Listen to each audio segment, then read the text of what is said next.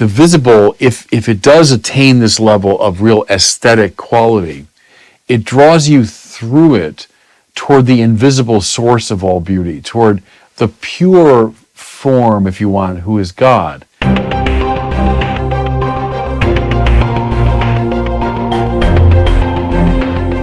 Welcome back to the Word on Fire show. I'm Brandon Vogt, the Senior Publishing Director at Word on Fire. There's been a shocking uptick in the number of people around the world destroying famous pieces of art, which has raised a lot of questions about the value and the purpose of art. So that's what we're going to discuss today with His Excellency Bishop Robert Barron, Bishop of the Diocese of Winona, Rochester. Bishop, good to be with you. Hey, Brandon. Always a joy to be with you, too. Wanted to update people on a couple things in your life. One is you just had this big press conference announcing something exciting in your diocese. I thought you could share it with all of our listeners here. Yeah, we're moving our pastoral center from Winona to Rochester. So about 4 years ago, our diocese became the Diocese of Winona, Rochester, and a parish in that city was named the Co-Cathedral. So we kind of anticipated this move few years ago. It's been thought about for a long time. So when I arrived here, I knew it was kind of in the works. But through the generosity of a particular donor, we have the land and the funds, and we really do need it. And for a variety of reasons, it's a good idea to move from Winona to Rochester. So I announced it, and we have a Minnesota winter intervening, but we'll probably start the serious building process in the spring, and then about a year from that point, it should be finished. So hoping about a year and a half from now, we'll have our new pastoral center, which is much needed in wonderful Rochester. You shared some of the architectural renderings, and I think the feature that got the most attention was the chapel there had this beautiful rose window, which I know is central to your spirituality. Yeah, and I really wanted the building to be not just a bland office building, but to have something of the Catholic spirit, because it'll be right there in the, not quite downtown Rochester, but near the heart of things. And I wanted it to be evangelical, that people going by would say, hey, what's that building? And it's got a Catholic ethos and spirit. So looking forward to that. Well, second exciting development is that just a few days before this episode airs, it marks the launch of your newest book, and it's titled The Great Story of Israel, Election, Freedom, Holiness. This book offers a theological and spiritual commentary on the first half of the Old Testament. And I know, Bishop, this was your big COVID project of all the evil and suffering that came out of that terrible pandemic. This was one of the goods that came out of it. So tell us about this book and why people should pick it up. There are two, really. One was the Creed book, Light from Light. I wrote that at the beginning of COVID. And then as part of our overall Bible project, as I think everyone of our listeners knows, we're bringing out that gorgeous Word on Fire Bible. And it features commentary from me. So I had done, a fair amount of commentary over the years about the New Testament, but for the Old Testament, we needed more commentary. So I started doing some of that, and it grew into this more extended, really book-length commentary. So this really is volume 1 of 2. I've just now commenced writing volume 2, which will be on the prophets and the so-called wisdom literature of the Old Testament. So I hope, please God, at the end of this project, we'll have about a 600-page commentary on the whole Old Testament. Now, because of COVID, I did have more time to work on this first volume, so we'll see how it goes. Now that I'm, ordinary in this diocese and we don't have a pandemic going on, it might be a little slower going. All right, well, let's shift to the topic of today, which is art. I couldn't believe some of these stories, and more importantly, the photos of some of these scandals. I wish we could share them online. Maybe people can Google them, but there's been a shocking uptick in the number of people destroying art for political reasons. Let me give you a few examples. So there were 2 environmental activists who threw a can of tomato soup over one of the most famous paintings in the world, Vincent van Gogh's Sunflowers. That group was those 2 people represented a larger group called Just Stop Oil, which released this statement demanding that the UK government halt all new oil and gas projects. So that was their activist motive. The same group glued themselves to another famous painting in the National Gallery in London, And then others glued themselves to a first century BC statue in the Vatican museums. We'll come back to that incident a little later in the discussion. My first question is, does this alarm you? What do you make of this specific type of art vandalism? Well, my first reaction, Brandon, is rather sophomoric. I remember years and years, this is almost literally sophomoric because it was a conversation I had in college. I think I was a junior, though, at the time. One of my classmates, and he was filled with righteous indignation along these same lines and said, we should just tear down Chartres Cathedral and sell it if it fed, even 100 starving people. And why do we have the Sistine Chapel? We should just sell that and use the money to feed the hungry. Well, I get it, but I say it's sophomoric because it just is such a gross reductionism in regard to the transcendentals. If you look at the good, the true, and the beautiful, the good indeed is our commitment to be virtuous and to be morally upright. The good, that's one of the transcendental values. So of course, that matters immensely. The fact that we're sensitive to people who are hungry and thirsty and that we have to respond to their needs, yeah. But the other two transcendentals also should preoccupy our minds and spirits. The true, the search for truth, and the beautiful. So the arts represent this very high engagement with that third transcendental of the beautiful. And you can't reduce any one to the other. You can't emphasize one at the complete expense of the other. Now, there might be in the course of your life a moment when you're going to privilege one or the other, or maybe by predilection, you're going to be more attuned to the true or to the beautiful than the good or whatever, and that's fine. But what you can't do, seems to me, is to say we can dispense with the other two because one of them has become so central to our preoccupation. So sure, are there people who are suffering and is there great injustice in the world? Of course. But does that mean I can destroy beautiful things in order to address that problem? No. It's a sort of reduction of the transcendentals to one.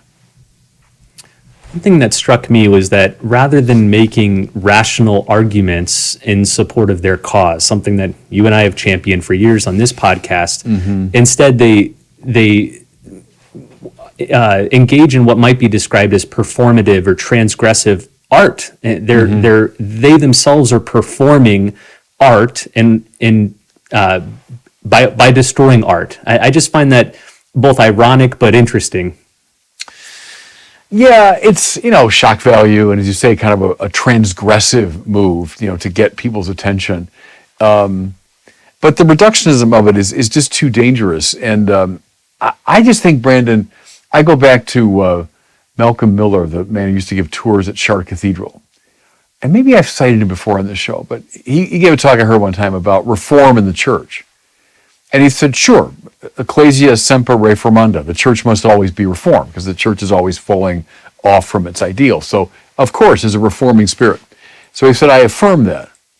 But then he said, the best sign that a reformation process has gone wrong is when people start destroying beautiful things.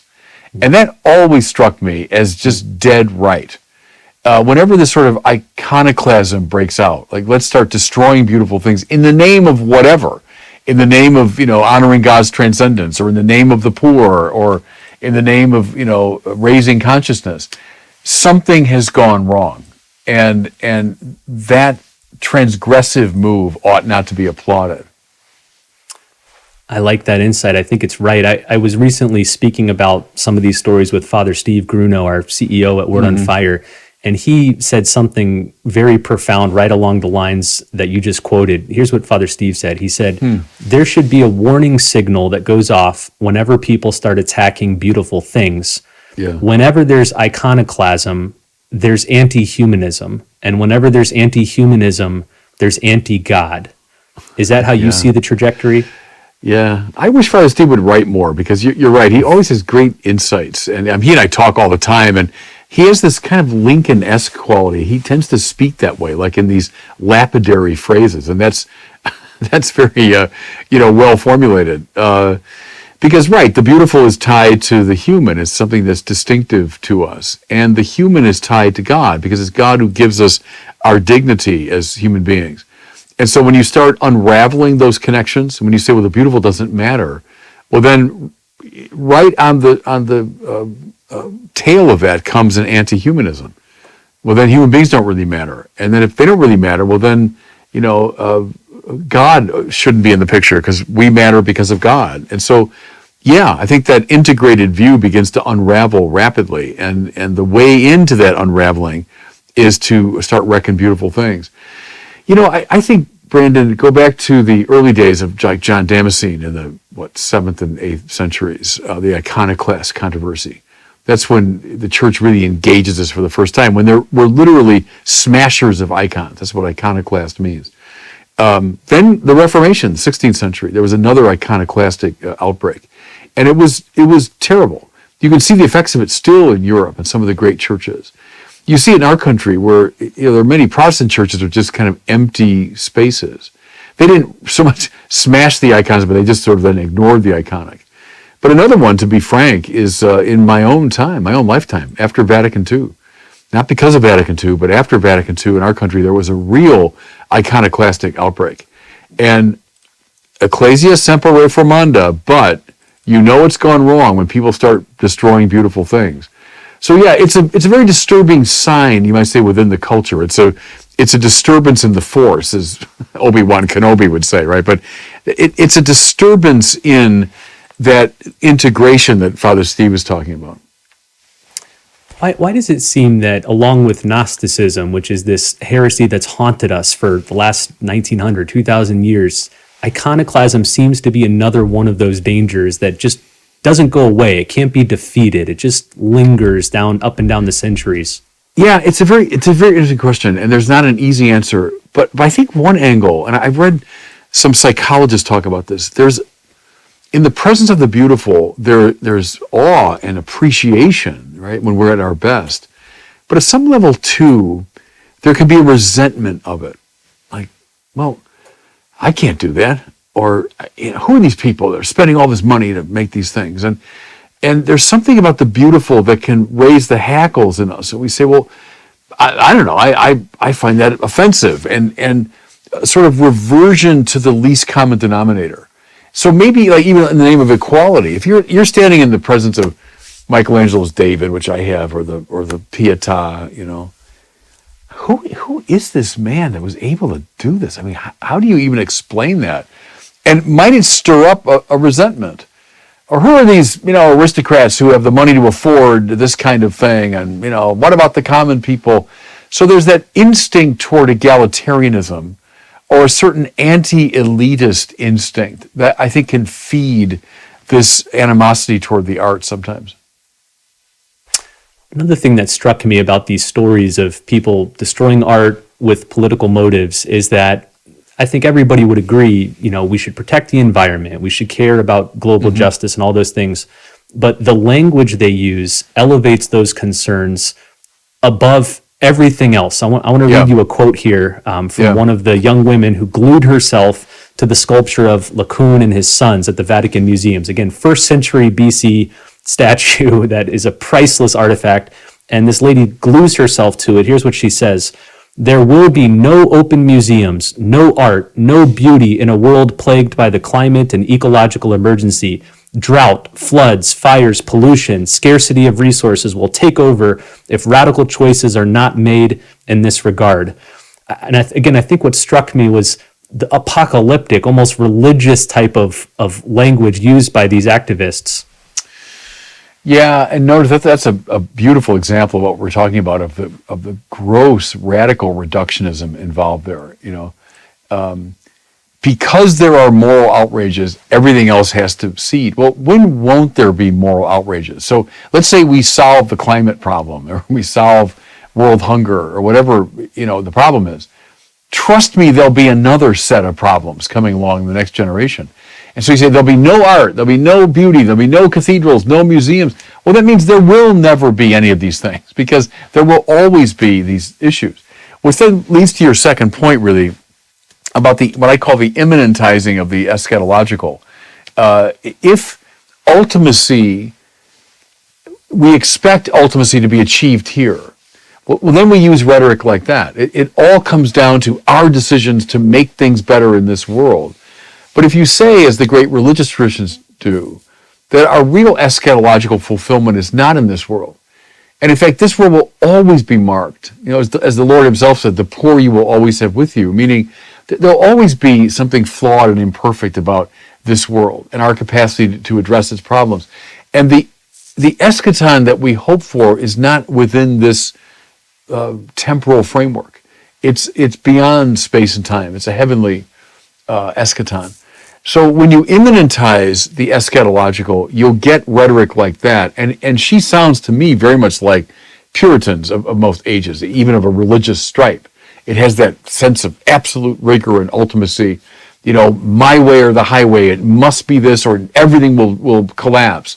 That sounds like end of the world apocalypticism, but now in a secular framework. I want to get your feedback on another quote that one of the protesters said. This one I thought was very profound. This protester glued himself to a Constable painting in the National Gallery in London.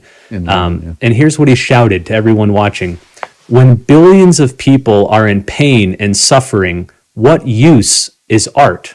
Mm-hmm. How would you respond to that? Well, one thing is, look up and down the centuries, it's often the poor and the suffering who most appreciate the beautiful.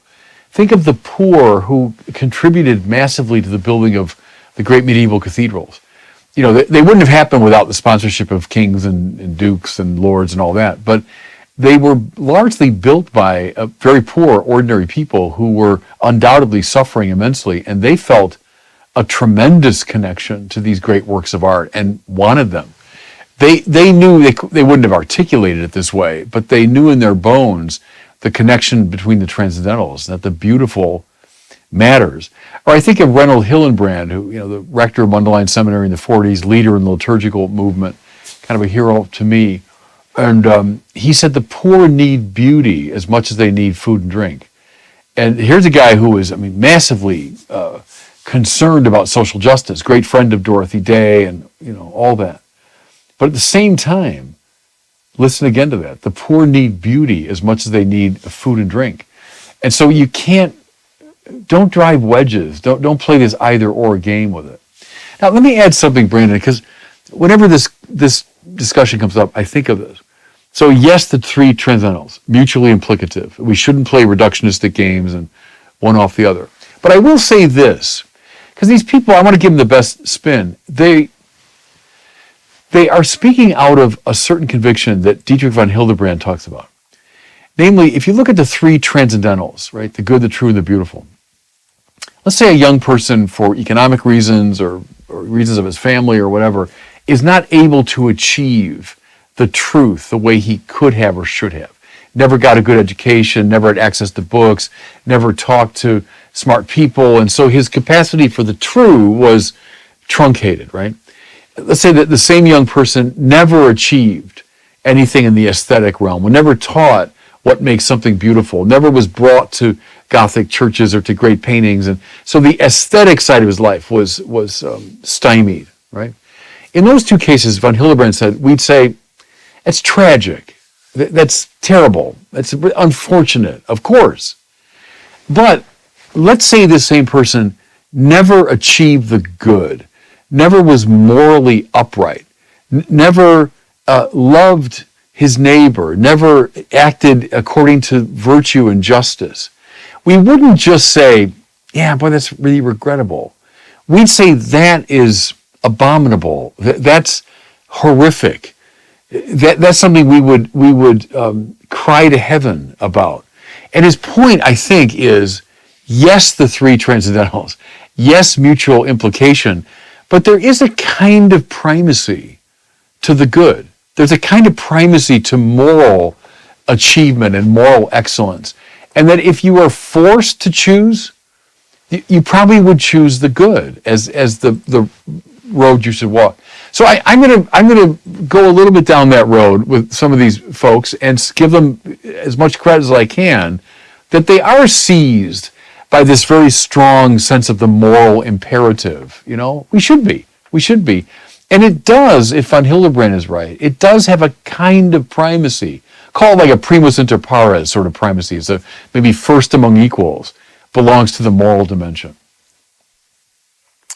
Well, in the last few minutes here, I wanted to get your thoughts on art in general. So I wanted to zoom out of these particular scenarios and talk about the value of art in general. In G.K. Chesterton's classic book, The Everlasting Man, he makes this interesting observation in a pithy quote per his wont. He says, "Art is the signature of man." Art is the signature of man. He observes that the earliest human records that we have are cave paintings. 64,000 years ago, these caves in Spain, we see drawings of animals that the earliest cavemen, if you want to call them, made on the walls. So the first recorded human act is art. And Chesterton observes, we don't find that among any other living being. I'm going to quote him here. He says, "We could dig very deep and find the place where a man had drawn the picture of a reindeer, but he would dig a good deal deeper before he found a place where a reindeer had drawn a picture of a man. It must seem at least odd that we could not find any trace of the beginning of any arts among the animals. That is the simplest lesson to learn in the cavern of the colored pictures. It is the simple truth that man does differ from the brutes in kind and not in degree."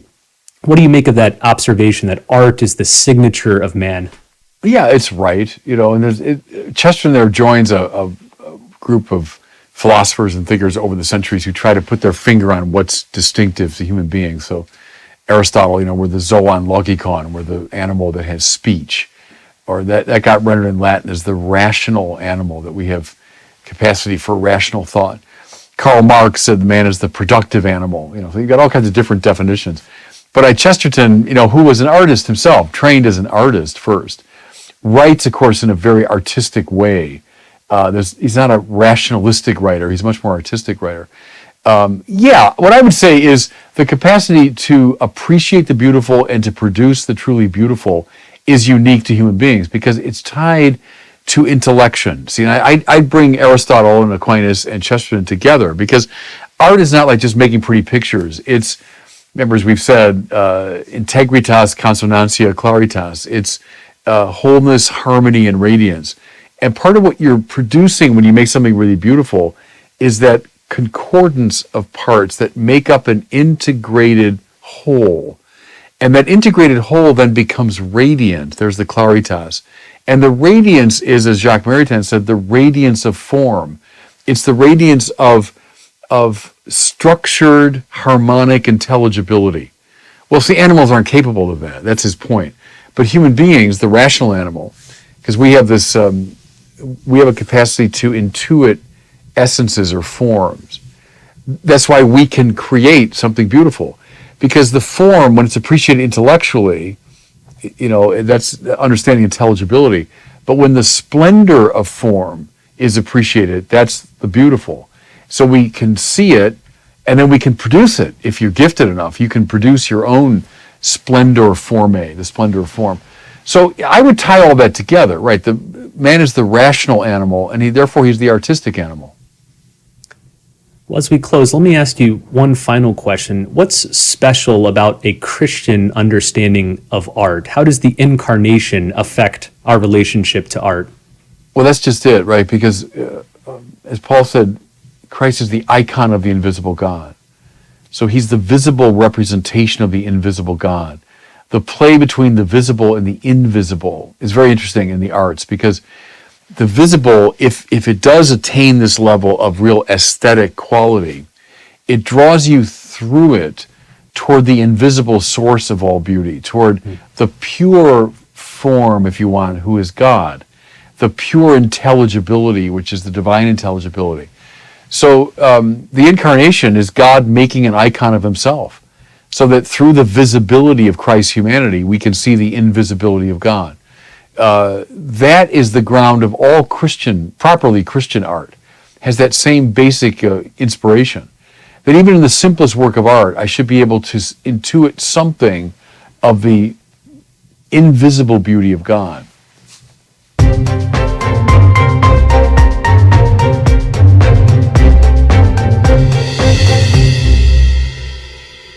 Well, it's time now for our question from one of our listeners. If you'd like to ask Bishop Barron a question, visit the website askbishopbarron.com, and there you can record your question on any device. Today we hear from John in Ohio, who's got a question about God's nature. Here's John's question. My name is John from Ohio, and my question is, Bishop Barron, I've heard you many times say that God's true nature is love, but isn't it also truth? Could you discuss the interplay and relationship between love and truth? Thank you. Yeah, thank you for that. If you want God's, most fundamental Old Testament name, it's being. So, I am who I am, we hear in the Old Testament. Ipsum esse would be Aquinas' way of rendering that. God is the active to be itself. Well, that means that God is the fullness of reality. That means the fullness of truth and the fullness of goodness. Well, what's love? Love is to will the good of the other.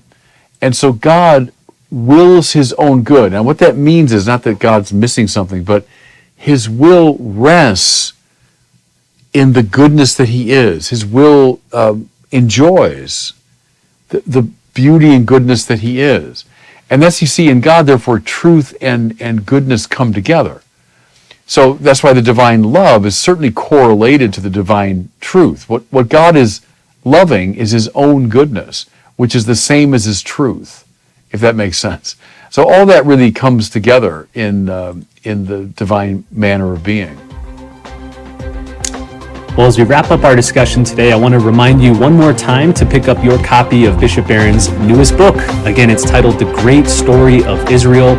It is a theological and spiritual commentary on the first half of the Old Testament. So if you want to better understand the Old Testament, everything from Genesis all the way through 2nd Maccabees, this is the book you're going to want to pick up. I'll make sure we link to it in the show notes so you can pick up your copy today. Well, thanks so much for listening and watching, and we'll see you next time on the Word on Fire show.